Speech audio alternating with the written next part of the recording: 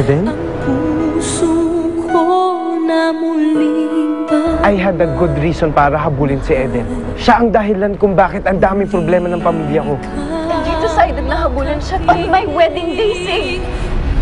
Bakit may bakas na luhay ang mata mo? Galit na lang ang nararamdaman ko para sa kanya. Yun ang sinisigaw ng isip ko. Pero hindi yan ang sinasabi ng puso mo. Mahal mo ba siya, Eden?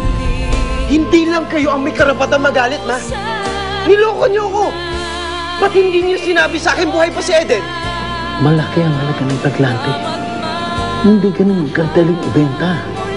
Interesado ka pa rin sa Perlante? Uy, ang yaman ka! Ako ang nakakuha sa Perlante.